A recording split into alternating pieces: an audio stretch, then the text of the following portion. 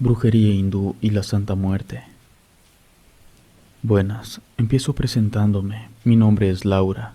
Reservo mis apellidos. Siempre he vivido en Michoacán, en específico en la ciudad de Morelia, ciudad del Callejón del Muerto y de la Fuente del Ángel. Desde antes de nacer, mi vida ya estaba impregnada de miseria y sufrimiento cuando mis papás se conocieron y no eran jóvenes. Por lo tanto, no perdieron el tiempo y en cuestión de meses mi mamá quedó embarazada. En aquel entonces, ella tenía 38 años cuando le dijo a mi papá. Él le respondió que era un hombre casado y que ya tenía hijos con su esposa. También le dejó en claro que no tenía ni la más mínima intención de dejar a su familia para estar con mi madre. No sé por qué al desconsiderado de mi padre también le pareció buen momento para decirle que tenía aventuras con más mujeres, y por lo tanto yo sería uno de los tantos hijos no reconocidos que tenía regados por ahí. Mi mamá quedó totalmente devastada. Nací teniendo solo a mi madre. De pequeña tuve dos experiencias que, sin yo quererlo, me llevaron a estar muy cerca de la muerte. La primera de esas experiencias fue cuando estuve a punto de sufrir muerte de cuna. La casa en la que viví durante toda mi infancia era una casa demasiado antigua, y desde que mis abuelos maternos eran muy jóvenes, se solía decir que asustaban mucho en la parte de atrás, en lo que vendría siendo el patio. Lo que decían era que se aparecían fantasmas. Cuando yo iba a sufrir muerte de cuna, mi mamá estaba atendiendo su negocio que estaba en la misma casa. Era un cuarto de enfrente. El papá de mi mamá lo había adaptado para que mi mamá pudiera poner su negocio. Mi mamá cuenta que ella estaba en lo suyo cuando de pronto sintió una punzada en el pecho. Entonces su instinto de madre le dio a entender que tenía que verme. Ella corrió hasta donde estaba yo. Cuando entró al cuarto y me vio en la cuna, yo ya tenía los labios morados y las manos azules. Me levantó y me sacudió hasta que empecé a respirar de nuevo. Después, cuando ya tenía 6 años, estuve a punto de ahogarme en una alberca llena de adultos. El incidente que sufrí dentro de la alberca ocurrió cuando yo estaba en uno de esos campamentos de verano. En aquel entonces, había uno muy conocido que aceptaba niños pequeños. Los organizadores eran dueños de una guardería. Tal campamento estaba en las afueras de la ciudad en un cerro. Solamente un primo y su hermana eran los únicos de mi familia que estaban ese día conmigo. Pero ellos no se dieron cuenta cuando ocurrió el accidente, que, cabe aclarar, fue ocasionado por culpa de la negligencia de las personas a cargo. Ellos debían estar cuidando a los niños de mi edad, pero algo estaban haciendo y yo, en lugar de meterme en el chapoteadero, fui a meterme en la alberca grande. Nadie se había dado cuenta hasta que otra niña empezó a gritar que yo me estaba ahogando, y gracias a ella me sacaron de inmediato. Después de esa mala experiencia, yo despertaba gritando en las noches, preguntando por mi padre, y lo que mi madre me decía era que él se había tenido que ir lejos, pero que en cuanto pudiera iba a regresar a verme. Las primeras veces sí que le creí, pero conforme fui creciendo y fui entendiendo más cosas, me di cuenta de que cada vez que a mí se me ocurría preguntar por papá, a mi madre se le llenaban los ojos de lágrimas. Pero ella se hacía la fuerte y no lloraba frente a mí. Fue hasta mi adolescencia que mi mamá decidió contarme la verdad. Fue un golpe tan duro que terminé sumida en una depresión fuerte y destructiva. Empecé a resentir mucho mis emociones por no tener un padre y por saber que mi madre me había mentido durante años. Sé que ella lo hizo para protegerme, solo que no alcanzaba a entenderlo. Poco a poco empecé a encontrar cobijo y consuelo en toda clase de prácticas en las que mi cuerpo terminaba seriamente lacerado. Todo esto me fue llevando poco a poco a ver a la muerte como una amiga, como un anhelo, y yo misma intenté quitarme la vida durante mis años de adolescencia. Ni siquiera recuerdo cuántas veces fueron, pero más de 5, estoy segura que sí. Una tarde conocí a una persona que hablaba de la muerte de una forma en la que yo jamás la había considerado. Me acerqué con esa persona, le conté cuál era la situación por la que estaba pasando y le pregunté si podía ayudarme. Su respuesta fue que no podía ayudarme, pero que me llevaría a donde sí me brindarían ayuda. Esa persona me llevó a un altar de la Santa Muerte. El altar estaba dentro de una casa muy bonita que servía como centro de adoración. Ahí conocí a muchos fieles de la Santa Muerte, y con ayuda de todos fui comprendiendo muchas cosas hasta que pude sanar. Me hice devota de la Santa Muerte. A diferencia de lo que muchos pudieran pensar, nosotros no le deseamos el mal a nadie. Lo único que buscamos es que nos vaya bien en todo. Podrá haber personas que consideran a la Santa Muerte como una deidad, pero yo la considero mi amiga y protectora. Entre los mismos adoradores me ayudaron a encontrar un trabajo. Entré en un call center muy famoso cuyo nombre de la empresa comienza con K. Ahí trabajaba como operadora y también en el área de recursos humanos. Cuando recién entré a trabajar era muy tímida e insegura debido a mis traumas. Pero con el pasar de los meses y con la maravillosa ayuda y benevolencia de la Santa Muerte, recuperé la confianza y mi actitud cambió. De una forma indirecta me ayudó a destacar en mi trabajo.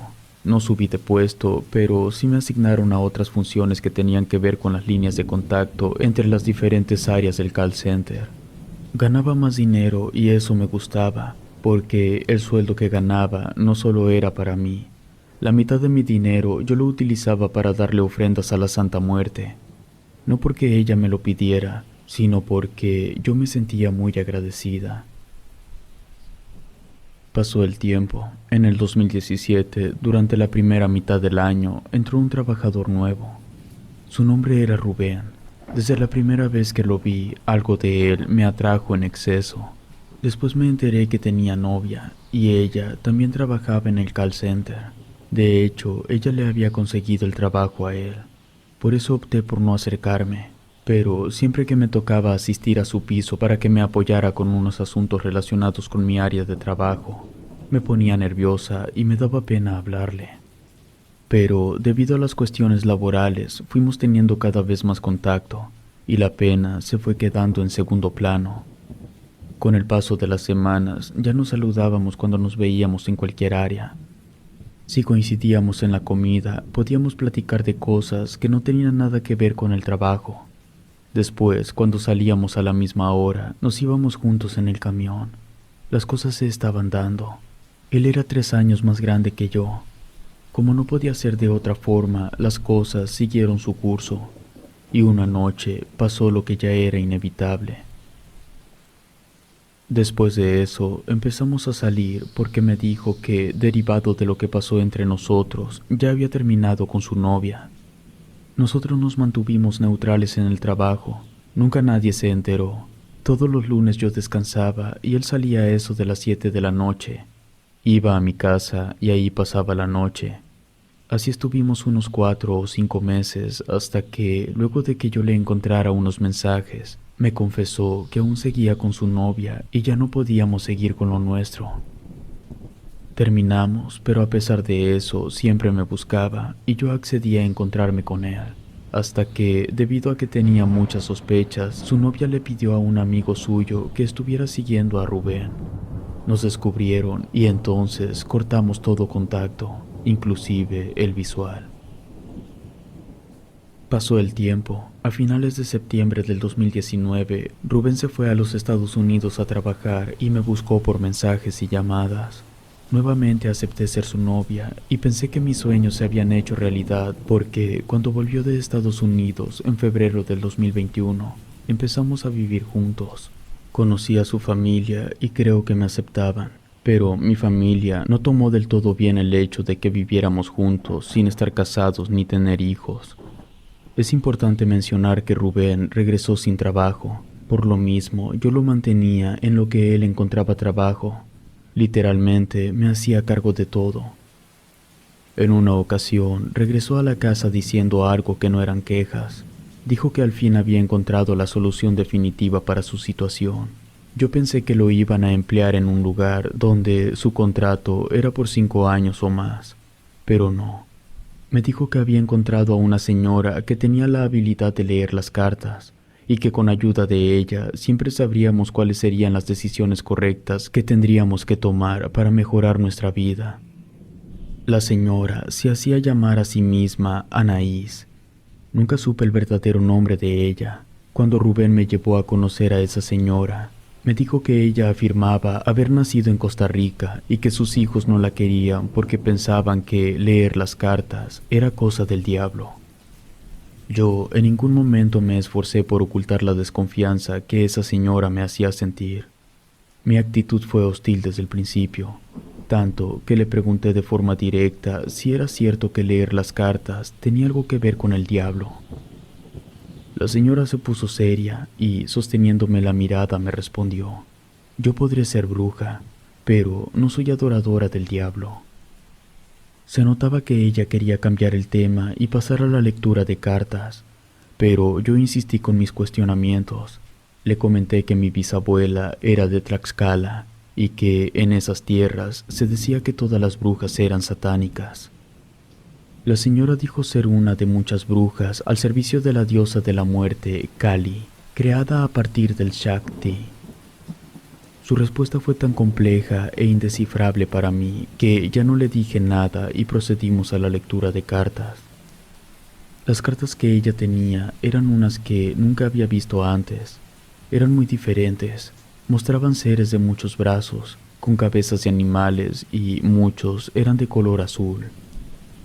En ese momento no lo supe, pero las cartas estaban dibujados los dioses del panteón hindú. Me reservaré lo que nos dijo en aquella lectura, pero sinceramente sí nos ayudó para que Rubén encontrara trabajo. Mi desconfianza hacia ella se fue desapareciendo porque cada vez nos estaba yendo mejor. Por lo mismo empezamos a acudir con ella con más frecuencia. Nos hicimos muy cercanos, a tal punto que Rubén y yo le conseguimos clientes para que acudieran con ella. Los problemas empezaron cuando, por caprichos del destino, la expareja de Rubén fue a consultar a la señora para que le leyera las cartas. Yo me enteré porque la muchacha esa, aparte de la lectura, también le pagó para que le hiciera un trabajo. Por eso la bruja tenía su foto dentro de un frasco de sal rosa. Yo le pregunté a la bruja qué era lo que aquella muchacha le había pedido, pero a pesar de que ya nos teníamos mucha confianza, se negó a decirme. A las pocas semanas me terminé enterando de que el desgraciado de Rubén se había visto con su expareja.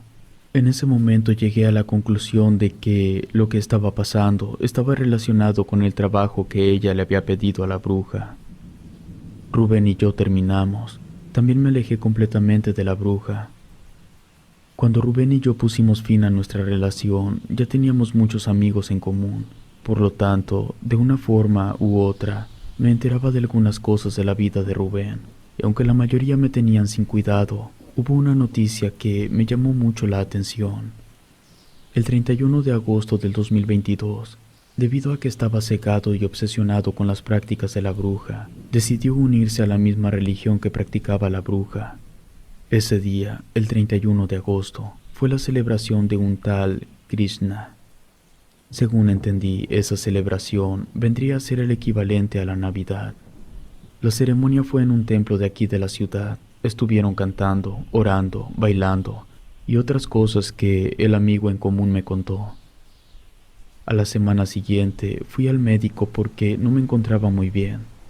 Yo iba pensando que podría ser algo de la tiroides, pero no. Resultó que tenía 6 semanas de embarazo. Yo no me había dado cuenta porque siempre fui irregular. Traté de ponerme en contacto con Rubén, pero nunca contestó mis llamadas, así que dejé de insistir. Lo siguiente que supe de él fue que se había ido hasta un pueblo de Veracruz a un evento muy importante en el que los de su religión iban a intercambiar conocimientos con los brujos mayores de diversas regiones.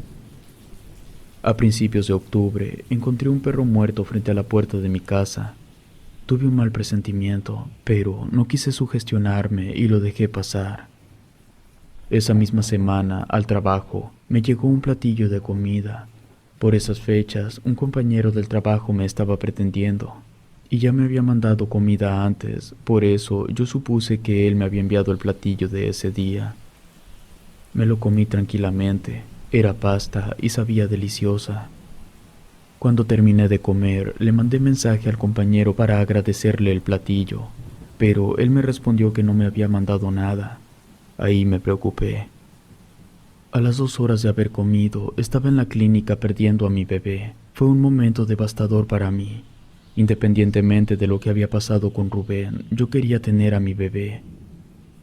Los resultados de la autopsia de mi bebé arrojó presencia de una extraña mezcla de sustancias de origen herbal que me habían provocado el aborto. Además, el doctor me advirtió que, debido a esas hierbas, tendría que permanecer internada porque estaría sufriendo sangrados.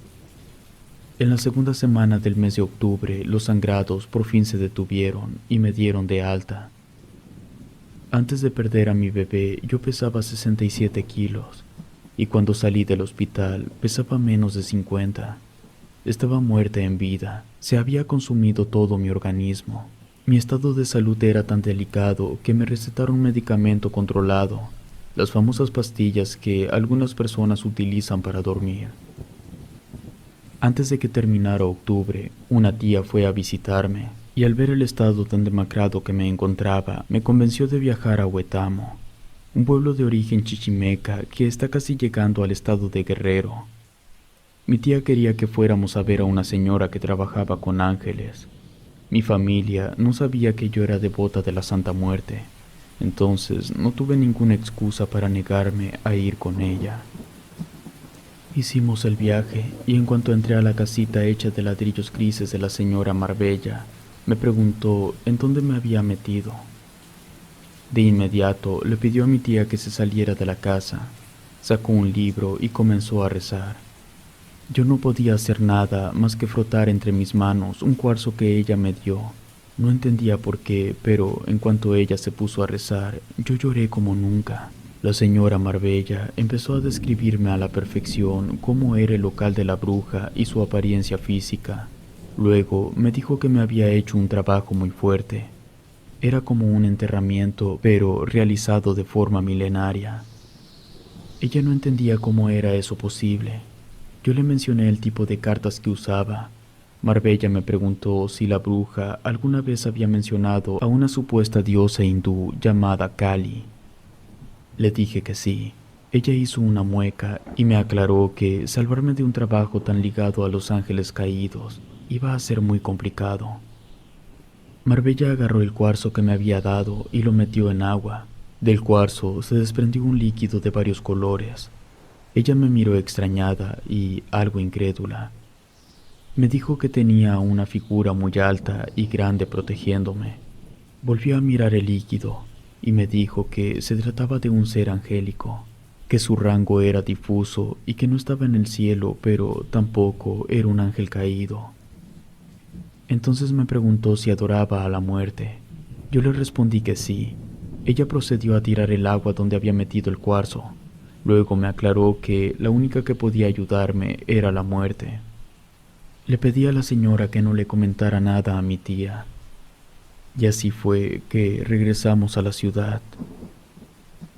Lo primero que hice llegando fue ir al centro de adoración y les conté que una bruja me tenía bajo un trabajo milenario. La persona de mayor antigüedad se acercó conmigo y empezamos a pensar cómo solucionarlo. Yo le conté sobre la bruja hinduista y sobre Marbella. Esta persona me dijo que lo primero que teníamos que hacer era cargarme una santa muerte protectora. Fuimos al gran altar, agarró una figura pequeña, fue a meterla a un frasco que contenía agua de luna y sal de grano. Hicimos oraciones elegidas, especialmente tomando en cuenta toda la información que teníamos sobre el trabajo y la bruja. Después de que concluimos con los rezos, saqué la figura de la Santa Muerte del frasco que contenía agua y sal. Me llevé la figura a mi casa. Lo coloqué debajo de mi almohada y después de 7 días, empecé a recuperar la salud. Volví a la normalidad para finales de noviembre. No ha pasado mucho tiempo desde que pude sentirme tranquila nuevamente. De verdad, sentía que por poco no la iba a contar. Entiendo que todo esto se causó porque al principio yo fui la amante, pero les juro que yo no lo sabía. Lo mismo le ocurrió a mi madre. Lo que más lamento es la muerte de mi bebé. Él era un ser inocente que no tenía la culpa de nada. Relato escrito y adaptado por Ramiro Contreras.